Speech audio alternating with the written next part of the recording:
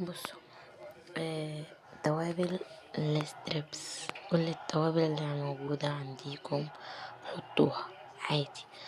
ملح، نحط ملح هنا، تمام. نحط كمان كاري، بابريكا، توم بودرة، بصل بودرة، السبع بهارات، توابل فراخ وكمون وبهارات لحمة وفلفل اسود وقرفة وكزبرة، وطبعا الملح. استنى بقى هنلخبطهم هنا كده هوريهولكم اهو. التوابل كلها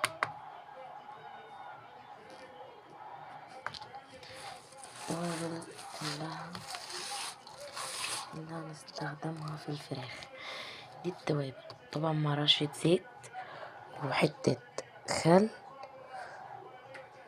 وكمان معلقة صلصة. الصلصة اختياري، مش عايزة تحطي صلصة براحتك طبعا. دلوقتي بقى هنعمل ايه؟ هنقطع الفراخ ونرجع لكم تاني. الفراخ بسيحها عشان مجمدة ومنها ايه تتغسل. المية دي انا عصر فيها ليمونة علشان الزفارة تطلع. بصوا مخلية اهو، مخلية وحلوة تسيح، تمام. وهقطعها وهرجع لكم واوريكم طريقة التقطيع تقطعوها ازاي.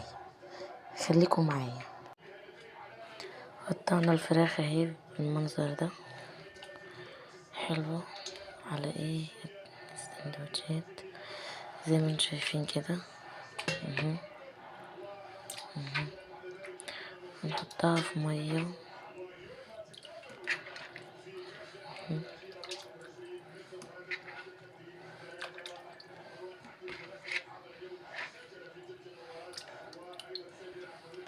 ونحط عليها من فوق رشة خل، تمام. ونقلب كده اهو.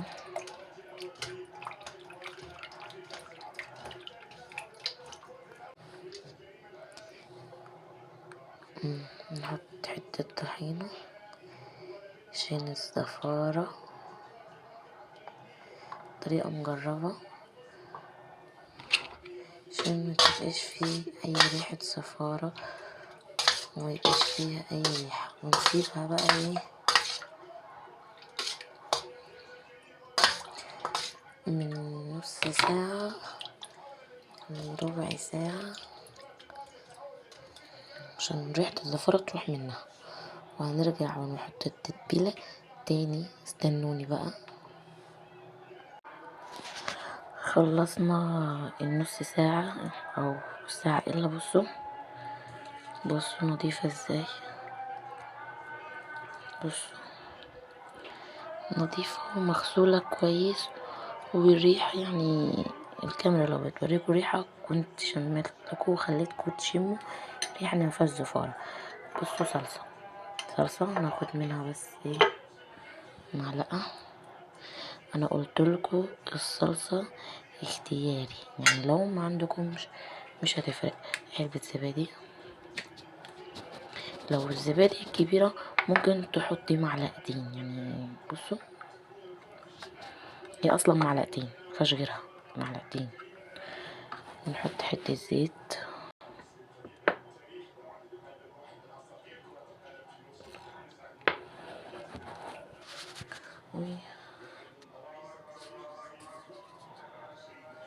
التوابل بتاعتنا اللي احنا عملناها اول الفيديو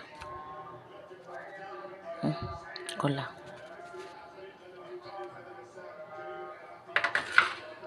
بقى ايه نعملها مع بعض ونقلبها في بعض لحد ما التوابل تمسك كله. انا ايدي نظيفة اهو زي ما انتم شايفين، يعني ان ما جايباش همها، يعني الايد نظيفة. انا ايدي نظيفة وغسلتها لما غسلت الفراخ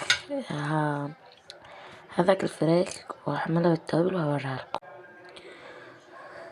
وهو بعد ما عملتها لكم بصوا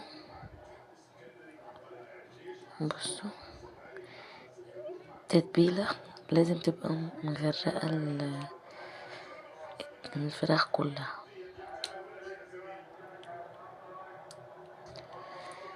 بس هنحط عليها من فوق كيسة ونغطيها ونحطها في التلاجة بقى لمدة 4 ساعات.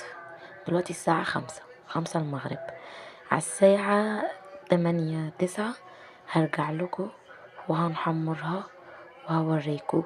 فايه خليكم معايا وما تنسوش انا هبقى معاكم وهوريكم لحظة بلحظة وكل حاجة بحاجتها. الشكل النهائي دي بطاطس بالخلطة مش بطاطس عادية اهو الستريبس. بصوا سامعين القرمشة؟ سامعينها؟ بس كده خلصنا مع كاتشب، الدنيا تمام.